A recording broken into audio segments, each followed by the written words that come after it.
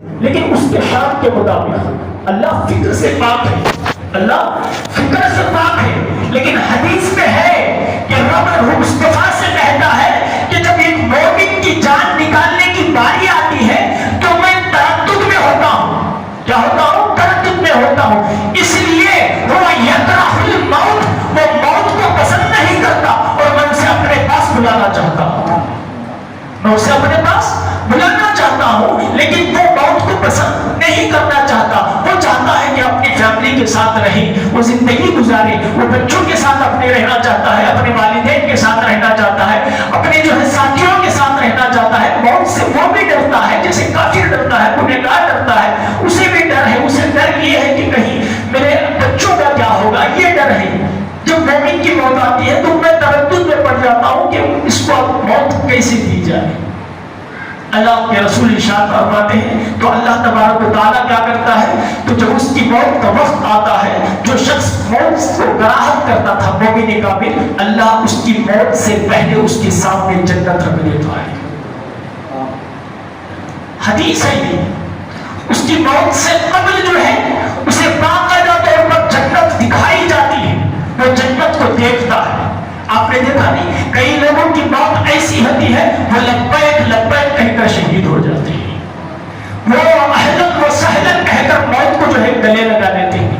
حضرت بلال نے جب موت آئی تھی تو کہا تھا اہلن و سہلن مرحبا. آپ کی بیوی نے سنا کہ آپ موت کو یہ کھیل سمجھتے ہیں کہ آپ اہلن و سہلن کہہ کر پکار رہے ہیں. یہ موت ایسی ہے جو لوگوں کے ناک کو ٹیڑھے کر دیتی ہے، جو لوگوں کے گھٹنوں کو مروڑ دیتی ہے، جو لوگوں کے پسینے نکال دیتی ہے.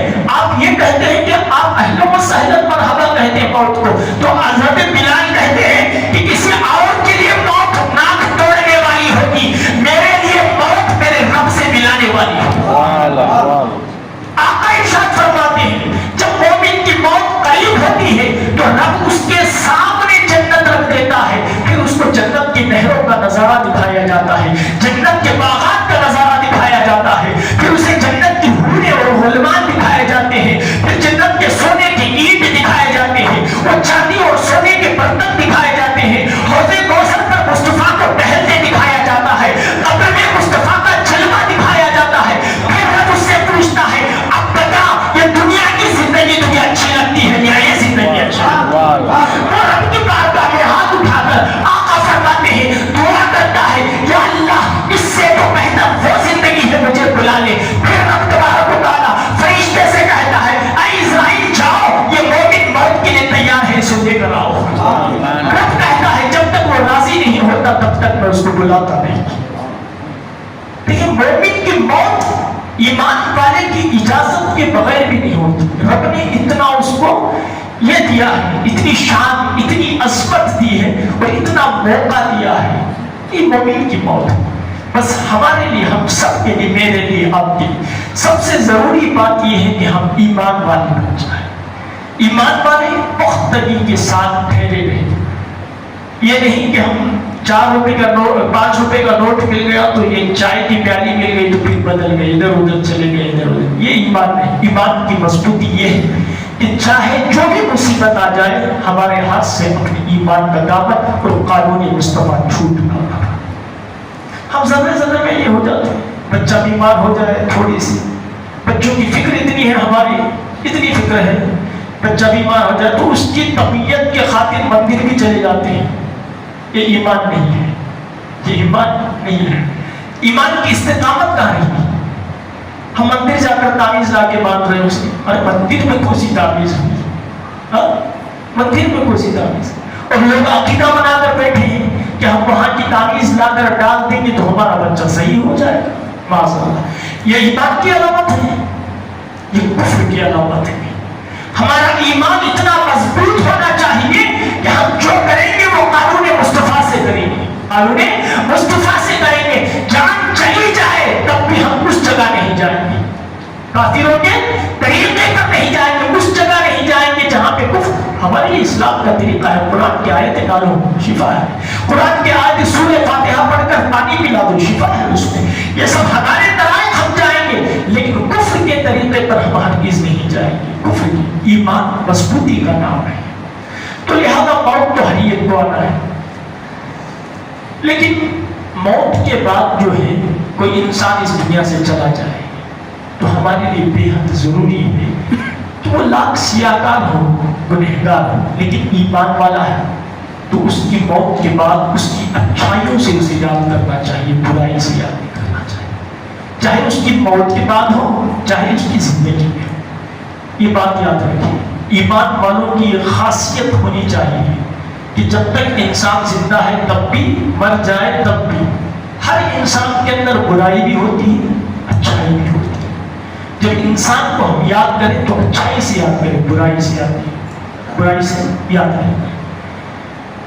کیوں؟ میں اس کی سبب بتاتا ہوں۔ پہلے آپ یہ سن لیں، حضور صلی اللہ علیہ وسلم نے ارشاد فرمایا حضرت آدم کی جتنی اولاد ہے ان اولاد میں سے ہر ایک سوائے ان کو جن کو اللہ نے محفوظ رکھا، ہر ایک گنہگار ہے، ہر گنہگار، سوائے کس کے؟ جسے اللہ نے محفوظ یعنی معصوم بنایا۔ جیسے انبیاء ہیں، نبی معصوم، کلہم معصومون عن الخطا والنسیان من قبل النبوت و بعد النبوت، نبوت سے پہلے بھی وہ گناہ سے پاک، نبوت کے بعد بھی گناہ سے پاک۔ نبی ہمیشہ معصوم ہوتے ہیں، صحابہ ہیں، اللہ کے نیک بندے ہیں، ولی ہیں، گناہ ان سے ہو سکتا ہے، یہ یاد رکھیں، معصوم نہیں۔ انبیاء کے علاوہ جتنے ہیں وہ معصوم نہیں، گناہ ان سے ہو سکتا ہے لیکن اللہ نے انہیں محفوظ رکھا ہے، اللہ نے ہمارا عقیدہ کیا ہے؟ اللہ نے انہیں محفوظ رکھا ہے، گناہ ان سے ہو سکتا ہے۔ لیکن آپ کو بتاؤ اللہ کے رسول ارشاد فرماتے ہیں وَخَيْرُ الْخَطَّائِينَ، گنہگاروں میں سب سے بہتر گنہگار وہ، حضور کی حدیث ہے، گنہگار میں بھی بہتر ہے، کیا ہے؟ گنہگار میں بھی بہتر ہے۔ حضور ارشاد فرماتے ہیں سب تو گنہگار ہیں، خیر الخطائین، گنہگار میں سب سے بہترین وہ ہے التوابون، جو بار بار توبہ کرتا ہے، گناہ بھی کرتا ہے توبہ بھی کرتا ہے، گناہ بھی کرتا ہے توبہ بھی کرتا ہے، گناہ بھی کرتا ہے توبہ بھی کرتا ہے۔ آقا ارشاد فرماتے ہیں وہ سب سے بہترین گنہگار ہے۔ کیا ہے؟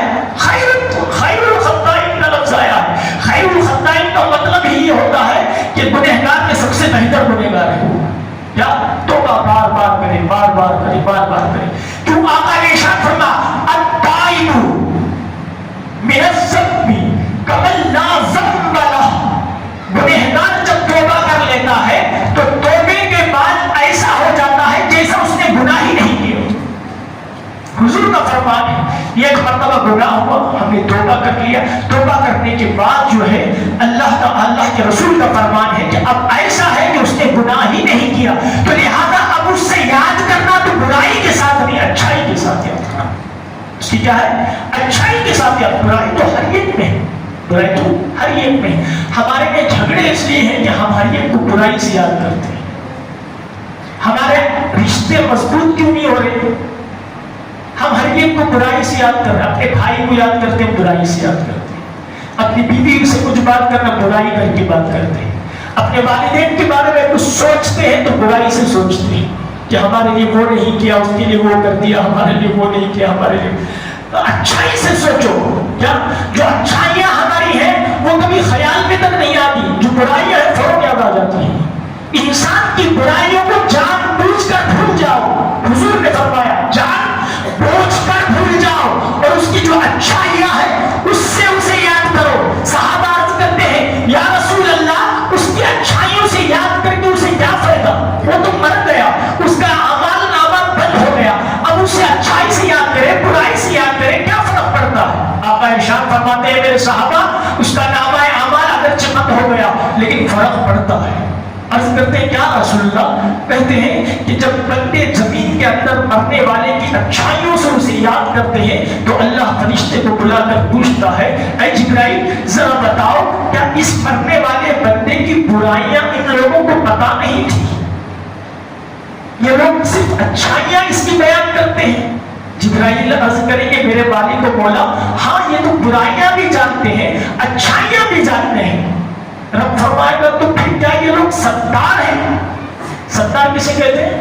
پردہ کرنے والے کو، چھپانے والے کو۔ ستار تو صرف اللہ کی ذات ہے. جبرائیل عرض کریں گے اے میرے مالک و مولا ستار تو تو ہے، یہ ستار نہیں، یہ عبد الستار ہے. ستار کی کیا ہے؟ بندے ہیں. رب جبرائیل سے ارشاد فرمائے گا اے جبرائیل یہ میرے بندے عبد الستار، یعنی کہ ستار کے بندے ہو کر اس کے مرنے والے کے عیب کو چھپا رہے ہیں اور اچھائی کو بیان کر رہے ہیں. میں تو ستار ہوں، جاؤ اس کے سارے گناہوں کو مٹا کر جنت میں داخل کر دیتا ہوں. تو آپ کا ارشاد فرماتا ہے اچھائی سے یاد کرو. تمہارا اگر یہ بن جائے رویہ کہ اچھائی سے مرنے والے کو یا جینے والے کو یاد کرتے رہو گے تو اس ادا کر اللہ تعالیٰ اس کی جنت اور جہنم کا فیصلہ فرمائے گا. ہم اگر برائی سے یاد کرتے رہیں، ہم تو اپنے سگے بھائی کو اچھائی سے یاد نہیں کرتے، دوسروں کی تو دور کی بات. ہاں اگر کسی دوسرے کو یاد بھی کر لیا ہم نے اچھائی سے، اپنے بھائی کو تو یاد نہیں کرتے. ہم سوچتے ہیں اپنا سب سے بڑا دشمن اپنا بھائی ہے، سب سے بڑی دشمن اپنی بہن ہے. ہمارے تصورات یہ ہیں ہمارا چچا ہم سب سے بڑا دشمن سمجھتے ہیں، ہمارا طیبہ ہم اسے سب سے بڑا دشمن سمجھتے ہیں. اسلام کہتا ہے کہ تمہارا چچا تمہارے باپ کے برابر ہے. اسلام کہتا ہے، پر ہم سمجھتے ہیں کہ ہمارا سب سے بڑا دشمن ہے. ہمارے گھر میں کوئی تکلیف آ جائے تو ہم سب سے پہلے یہ سوچتے ہیں کہ ہماری پھوپھی لے کر آیا ہوگا، کوئی جادو کروایا ہوگا، کوئی ہمارے چاچا نے جو ہے منتر چلایا ہوگا تبھی تو تکلیف آ رہی. کاروبار چل رہا تھا، اچھا چل رہا تھا، سب کچھ چل رہا تھا. یہ سب چھوڑیے، ہمارے رشتوں میں مضبوطی نہیں. جب بھی یاد کریں ہم دوسروں کو اچھائی کے ساتھ، زندگی میں بھی موت کے بعد بھی بھلائی کے ساتھ یاد رکھیں. یہ بھلائی کے ساتھ یاد کرنے سے ہمارے لیے فیصلے بھی درست ہوں گے. درود پاک پڑھیں. اللہم صلی علی سیدنا شفیعنا حبیبنا و مولانا محمد بارک وسلم صلاۃ و سلام علیک یا حبیب یا رسول اللہ صلی اللہ علیہ وسلم. ہمارے لیے تو امت محمدیہ کے لیے تو گناہ مٹانے کے لیے اتنے طریقے آقا نے بتا دیے، اتنے طریقے. میں اس کا مطلب یہ نہیں کہ فرائض کو چھوڑنے کو کہنا ہوں، معذاللہ. کبھی ایسا ہوتا ہے کہ چھوٹ جاتے ہیں ہم سے، اس کی تلافی کے لیے نہیں. ہمارے لیے تو اتنی آسانی ہے، اتنی آسانی کر دی اللہ کے رسول صلی اللہ تعالیٰ علیہ وسلم نے. ارشاد فرمایا مال مسلمین یلتقیان، جب دو مسلمان آپس میں ملتے ہیں، دو مسلمان ویتصافحان، اور دونوں مصافحہ کرتے ہیں. کیا کرتے ہیں؟ مصافحہ. غفر لہما ان یتفرقا قبل ان یتفرقا، مصافحہ کر کے جدا ہونے سے پہلے آقا فرماتے ہیں ان دونوں کی اللہ مغفرت فرما دیتا ہے. ہم ایسے کام کریں مرنے سے پہلے ہے، لیکن یہ ہونا چاہیے کہ محبت کے ساتھ ملاپ ہو. ہمارا نفرتی دل میں بھری ہو، مسافر پہ مسافہ کر رہے ہیں، کوئی کام کریں سینے سے سینے کے اندر کینا ہے اور ملا رہے ہیں. ہم یہ سوچیں کہ برائیاں مجھے آگے والے کی 1000 معلوم ہیں اور آگے والے کو میری برائیاں 1000 معلوم ہیں. ساری برائیوں کو بھلا کر گلے لگنے میں محبت ہے. معلوم ہے آپ کو حضرت امام اعظم ابو حنیفہ، ایسے بڑے امام جو ہمارے مسلک کے امام ہیں، حنفی امام ہیں. سارے نبیوں میں حضرت آدم علیہ السلام حضور فرماتے ہیں کہ آدم مجھ پر فخر کرتے تھے. کس پر؟ حضور پر فخر کر رہے. حضور فرماتے ہیں میری امت میں مجھے ایک شخص پہ بہت بڑا فخر ہے. وہ کون ہے؟ نعمان بن ثابت، امام اعظم ابو حنیفہ. تو وہ ان کو اللہ کی وہ طاقت عطا فرمائی تھی کہ جب کوئی وضو بناتا تو وضو سے گناہ دھلے جاتے ہیں. کیا ہوتا ہے؟ کوئی شخص ہاتھ دھولا ہے تو اللہ تعالیٰ اس کے ہاتھ کو گناہ کو جھڑا دیتا ہے. چہرہ دھلتا ہے تو چہرے کے گناہ کو دھو دیتا ہے. ہاتھ دھو یہاں تک دھو کر سو رہا ہے. پھر جب پیر دھلتا ہے تو کہتا ہے جب پورا ہی معاف کر دیا. یہ تو گناہ جو جھڑتے ہیں تو امام اعظم کو وہ بصارت رب نے دی تھی کہ جو گناہ جھڑتا تھا تو اس پانی کو دیکھ کر معلوم کر لیتے تھے کہ یہ آیا ہوا آدمی کون سا گناہ کر کے آیا ہے. وہ پانی سے معلوم کر لیتے تھے. امام اعظم ابو حنیفہ ایک دن بیٹھے ہوئے تھے، ایک شخص آیا، آپ سے ملاقات کے لیے کئی لوگ آتے تھے. آ کر وضو بنانے لگا. پہلے عادت تھی لوگوں کی چاہے گنہگار ہو باوضو ہوتی تھی، باوضو ہوتے تھے. ہم بھی عادت بنائیں، کم سے کم ہماری موت آئے تو اس حال میں آئے کہ ہم وضو کی حالت میں ہوں. وضو باوضو رہنے کی کوشش زیادہ کریں. کتنی دیر لگتا ہے؟ 10 منٹ تو نہیں لگتا نا، 2 منٹ کا کام ہے وضو بنانے کا. وہ وضو بنانے لگا تو اس نے جب پانی جھڑ رہا تھا تو امام اعظم ابو حنیفہ نے اس سے کہا کہ تو اپنی ماں کو ناراض کر کے آیا ہے.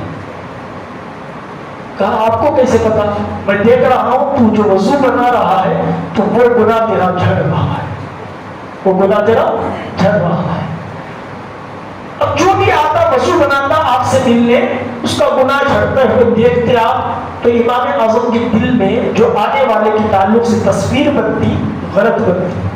نفس ہے نا ہمارا، اگر میں سمجھاؤں کہ کوئی آنے والا ہے گنہگار، اس کا گناہ مجھے معلوم ہے کہ زنا کر کے آ رہا ہے، تو دل میں کیا ہوتا ہے ایک زانی ہے، وہ تصویر بنتی تھی. تو انہوں نے رب سے دعا فرمائی کہ یا اللہ یہ جو مجھے بصارت دی ہے تو واپس لے دے، یہ بصارت مجھے جو دی ہے تو واپس لے دے. میں اس لیے واپس کر رہا ہوں اس کو کہ تاکہ جو بھی آئے اس کا گناہ مجھے معلوم نہ ہو تو میں اسے پیار کی نگاہ سے دیکھوں. کیا دیکھوں؟ اچھی نظر سے دیکھوں. جب گناہ مجھے معلوم ہو جاتا ہے تو میرا نفس کہتا ہے کہ گنہگار آیا ہے، اور جب یہ پتا نہیں چلے گا تو میں اسے گلے سے لگاؤں گا کہ اس کے گناہ ہی معلوم نہیں ہوگی مجھے. تو اللہ نے اس دن سے جو ہے ان کی دعا قبول فرما لی، وہ اٹھا لیا. تو دیکھیں بزرگوں کا حال یہ ہے کہ جو حالت میں اسے تبدیل کر رہے ہیں لوگوں کو اچھا جاننے کے لیے، لوگوں کو اچھا سمجھنے کے لیے. اور ہمارا حال یہ ہے کہ لوگ اچھے بھی ہو تو اس میں عیب تلاش کر رہے ہیں. اس میں خرابی کہاں ہے؟ نکال کر باہر کریں. اس میں خرابی کہاں ہے؟ لوگوں کو بتائیں. اس میں خرابی کہاں ہے؟ لوگوں کو جتائیں. یہ سب چھوڑیے، آپس میں محبت و خلوص اور اچھائی کی طرف نگاہ رکھیں. 1000 برائیاں ہو سکتی ہیں لیکن ان 1000 برائیوں پر ایک نیکی بھی بھاری ہے. ان نیکیوں پر نظر رکھو، برائیوں پر نظر رکھو گے تو ہم آپس میں جھگڑا کرنے لگیں. یہ ہمارے تفرقات ہیں، جھگڑے ہیں، یہ اسی وجہ سے. اگر ہماری نگاہیں اچھائی پر ہو جائے تو کوئی جھگڑا نہیں ہوگا. تو امت مسلمہ کی ایک توبہ ہے کہ مزید گناہ جھڑ رہے ہیں. ہم کہاں گناہ جھڑانے کے لیے جا رہے ہیں؟ آپ نے ارشاد فرمایا جو اپنے والدین کو محبت کی نظر سے دیکھ لے حج کا ثواب ہے. کیا ہے؟ حج کا ثواب. پیر صاحب کو دیکھنے کے لیے لائن لگی ہوئی ہے، کوئی والدین کو محبت کے ساتھ دیکھنے کو تیار نہیں. آپ یہ سوچ رہے ہوں گے دن میں 1000 بار دیکھ لوں والد صاحب کو، والدہ کو، وہ نگاہ سے دیکھنا نہیں ہے، وہ نگاہ سے دیکھنا نہیں ہے. ویسے تو 1000 بار ہر کوئی دیکھ رہا ہے، ہر کوئی دیکھ رہا ہے. وہ محبت اور درد کی نگاہ جو ہے نا، میرے باپ نے میرے لیے فلاں کام کیا ہے، میری ماں نے میرے لیے اتنی تکلیفیں اٹھائی ہیں، میری ماں نے میری تعلیم کے لیے اپنے زیور تک بیچ دیا ہے، میرے باپ نے مجھے پالنے کے لیے اپنے کندھے اور اپنے پیٹ کی ہڈی جو ہے سارا مغز اس کا برباد کر دیا ہے، اور میری خواہشوں کو پورا کرنے کے لیے اپنی خواہشوں کو دبا کر مار دیا ہے. یہ جو وہ نگاہ محبت ہے، اس نگاہ سے والدین کے چہرے کو دیکھو. حج کا ثواب ایسا حج مقبول نہیں مبرور رہا گیا. ہم کہاں قطار میں کھڑے ہوئے، ہاتھ چومے تو ثواب ہے، پیر چومے تو ثواب ہے، یہ ثواب ہے. ارے ان کو دیکھو، یہ والدین ہمارے لیے، ان پہ دیکھو، یہ ہمارے لیے سب کچھ ہے. یہ اگر ہمارے سے خوش ہے نا تو ہماری جنت ہے. ہم ان پہ ناراض کر کے پیر صاحب کے اوپر پھولوں کی چادروں پہ چادر ڈالتے جائیں، کوئی فائدہ نہیں ہے. کوئی فائدہ. میں آپ کو یہ نہیں کہا کہ پیر کی بارگاہ بن جائے. پیر کی بارگاہ ایسی ہے جو ہمارے نفس کو جو ہے کنٹرول میں رکھتی ہے، نفس کو کنٹرول میں رکھتی ہے، ہمارے نفس کو دبا کر رکھتی ہے، ہمیں گناہوں کی طرف جو رغبت دیتا ہے نفس اس سے روک کر رکھتا ہے. وہاں جائے لیکن ایسا نہیں کہ ماں باپ کو چھوڑ کر جائے. ماں باپ کی کوئی قدر نہیں ہے، ماں باپ کو گالیوں میں گالیاں ہیں، گھر میں کوئی عزت و تمیز نہیں ہے، اور پیر صاحب کے ساتھ بڑی عزت کے ساتھ پیش آ رہا ہے کہ کوئی فائدے کی منزلت نہیں. یہاں تک کہ آقا نے ارشاد فرمایا جس کے والدین انتقال کر گئے، جن کے والدین انتقال کر گئے، فرمایا من زارا قبر ابویہ، دوسری روایت میں والدین آیا ہے، من زارا قبر والدیہ، جس نے اپنے والدین کے قبر کی زیارت کر لی. کس کی زیارت کر لی؟ قبر کی زیارت کر لی. کتب برہ، اللہ اسے نیک بندوں میں لکھ دیتا ہے. کس میں لکھ دیتا ہے؟ کتب برہ.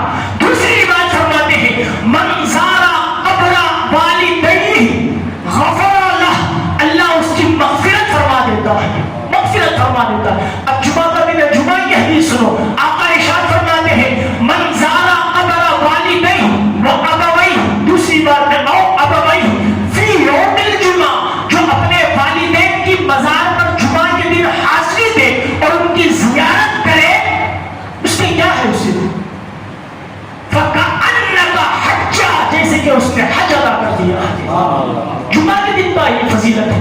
جمعہ کے دن اگر والدین کی قبر پر جا کر وہاں ٹھہر کر اپنے والدین کے لیے دعا کر کے آ جاؤ نا, تو اس نے حج کر کے آیا ہے. وہ شخص کیا کر کے آیا, حج کر کے آیا ہے. اور اگر دو نہیں ایک انتقال کر گیا ہے, باپ کی اماں دو میں سے ایک انتقال کر گیا ہے, تو آقا ارشاد فرماتے ہیں او احداہما, ان دونوں میں سے کسی ایک کی قبر پر چلا جائے, اللہ بعمرہ, اللہ اس کو عمرے کا ثواب عطا فرمائے. دونوں کی قبر پر جاؤ تو حج کا ثواب, ایک کی قبر پر جاؤ تو عمرے کا ثواب. اور کیا چاہیے ہمارے لیے, اتنی آسانی اللہ کے رسول صلی اللہ تعالیٰ علیہ وسلم نے ارشاد فرما دی. ہم یہاں چھوڑ کر جو ہے اس مبارک مزارات پر اپنے والدین کی جو ہے وہاں جا کر پھول چڑھانے کے بجائے جھاڑ پر پھول پھینک رہے ہیں. ہم لوگ ہمارے حالات دیکھیں, دیکھ سوچیں, آپ خود سوچیں. جہاں کوئی کام ہی نہیں پھول کا, جہاں کوئی مقصد ہی نہیں پھول کا, جہاں فضول ہو رہا ہے, برباد ہو رہا ہے, وہاں ہم نے درخت بنا دیا پھولوں کا بڑا لمبا سا چوڑا سا. اور جہاں اپنے والدین کی مزار پر ضرورت ہے وہاں ہم پھول تک ڈال ہی نہیں رہے. اور جانے کی ہمیں نوبت حاصل نہیں ہو رہی ہے. آپ اطمینان سے سوچیں کیا صحیح فیصلہ ہے, کیا غلط فیصلہ ہے. ہم کیا کہاں فضول کر رہے ہیں, کہاں اچھا کر. پھول چڑھانا اچھی بات ہے, لیکن پھول فضول خرچی بھی ہے. جہاں ضرورت نہیں ہے وہاں فضول خرچی ہے, اور جہاں ضرورت ہے وہاں فضول خرچی نہیں ہے. یہ تسبیح بیان کرتی ہے, اپنے والدین کی قبر پر ڈالو, جب تک تازی ہے تسبیح بیان کر رہی ہے, تسبیح بیان کر رہی ہے, ان کو اس کا ثواب پہنچ رہا ہے, ثواب پہنچ رہا ہے. تو جہاں ضرورت ہے وہاں ڈالو گا, جہاں ضرورت نہیں ہے وہاں ڈال کر کیا فائدہ ہے, کوئی نہیں کھا سکتا. بس اللہ تعالیٰ جو ہے ہم تمام کو ایک سوچ اور ایک توفیق عطا فرمائے, ایک دوسرے کے تعلق سے اچھا تصور اور اچھے خیالات رکھنے کی توفیق عطا فرمائے. اللہ ہمیں گناہوں سے بچائے, نیک اعمال کرنے کی توفیق عطا فرمائے. ہر ایک کی قبر میں اللہ روشنی عطا فرمائے. ان چھوٹے چھوٹے جو کام ہیں جس میں بڑی فضیلت ہے, اللہ کے رسول نے ارشاد فرمایا ان فضیلتوں کو اپنانے کی ہمیں اللہ تعالیٰ توفیق عطا فرمائے. ایک مسئلہ بار بار جو ہے مجھے کئی جمعہ سے کہا جا رہا ہے, بار بار جو ہے ذہن سے نکلتا چلا جا رہا ہے.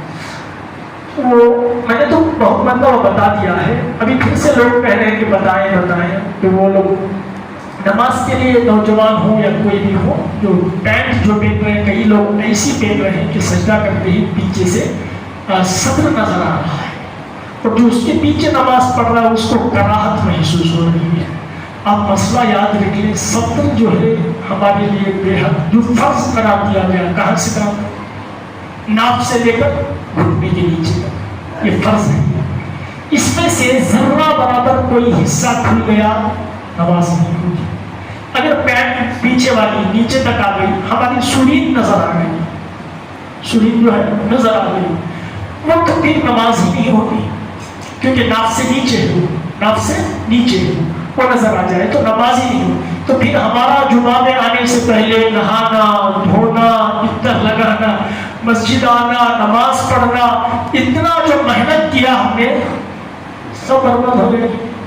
تو کم سے کم نماز کے لیے میں آپ کو یہ نہیں منع کر رہا ہوں, ایسی پینٹ تو ہرگز نہ پہنے جہاں جھکے تو اپنی عزت چلی جائے, ایسی پینٹ نہ پہنے, اور کم سے کم پہنے تو ایسا پہنے کہ اندر سے کوئی ایسا اہتمام ہو کہ عزت بچ جائے, لیکن عزت بچ جائے.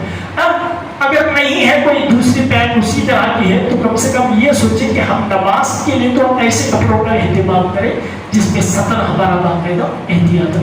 یا نہیں اس کی وجہ سے پرابلم نہیں, یہ شرٹ کی وجہ سے پرابلم ہے. یہ پرابلم کسی وجہ سے, شرٹ کی وجہ سے. شرٹ نوجوان کیا کرتے ہیں, چھوٹا پہننا شروع کرتی ہے, تھوڑا سا شارٹ پہنتے ہیں, وہ شارٹ ہونے کی وجہ سے پورا حصہ نظر آتا ہے اور یہ اٹھ جاتا ہے, شرٹ اٹھ جاتا ہے اوپر. اگر شرٹ لمبا ہوتا نا تو وہ سطر کو چھپا دیتا, سطر کو چھپا. جیسے ہم لوگ